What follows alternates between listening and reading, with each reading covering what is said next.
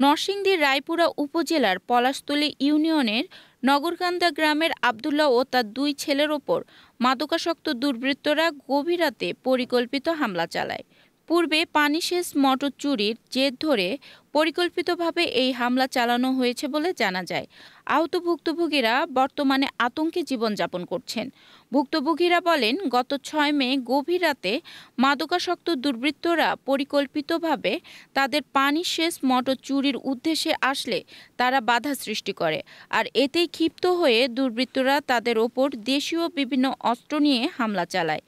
ভোর ৬টায় জাকির নামক এক ব্যক্তি বাড়িতে এসে বিভিন্ন ধরনের হুমকি ও দেশীয় অস্ত্র ফেরত দেওয়ার জন্য বলে যায়। জাকির সকালে আয়া ভোর ৬টার সময় আমার কাছে আমার বাড়ির খাল্লা ভাই, আমরা তো আহত অবস্থায় ঢাকা গেছিল রুগী লিয়া দূরে। খাল্লা ভাই আমার মেয়ের কাছে কোথাও ডাকাতির অস্ত্র গুলি দিলা, আমি অস্ত্র গুলি চাই। পরে আমার মেয়ে বলছে তুই কাটারে তুই তো ডাক, তুই অস্ত্র নিতে গিয়ে এই কথা করার পরে হ্যাঁ গেছে। আবার ৯টার দিকে ৮-১০ জন আমার বাড়ি খাল্লা ভাই তারা আক্রমণ হামলা দেওয়া।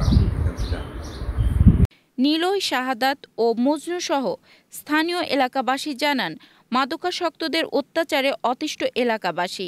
এ বিষয়ে রায়পুর থানায় ভুক্তভোগীরা একটি লিখিত অভিযোগ দায়ের করেন। আহত ভুক্তভোগী আব্দুল্লাহ স্থানীয় ইউপি সদস্য, ইউনিয়ন পরিষদের চেয়ারম্যান ও প্রশাসনের সহযোগিতা কামনা করেন। রায়পুর থানার পুলিশ উপপরিদর্শক আব্দুস সালাম ও মাহমুদুল বলেন, এই বিষয়ে লিখিত একটি অভিযোগ পেয়েছি। সুষ্ঠু তদন্তের মাধ্যমে দ্রুত আইনগত ব্যবস্থা নেওয়া হবে। আপনার নাম কি? মোবারক। কি হয়েছে ঘটনা সেদিন?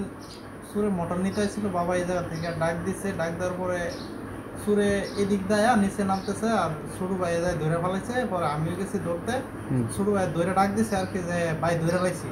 পরে সুরের সামনে আরেকজন ছিল, ওই জন্য আইসে সব মানে আমার ছোট ভাইয়ের কুবাইতে যাই ধরছে। কয়জন আইছিল তারা?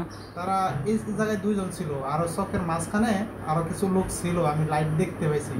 পরবর্তীতে আমি লাইট দেখতে পাইছি, তারা গ্রুপে অনেক লোক ছিল। তো এই জায়গায় ২ জন আইছিল, ২ জন আওয়াতে ছোট ভাই একজনকে ধরার পরে আরেকজন আইতেছে ছোট ভাইয়ের কুবাইতে বললা। পরে আমি ওই লোকেরা ধরতে গেছি, ধরতে যাওয়ার পরে আমার কুবাইছে।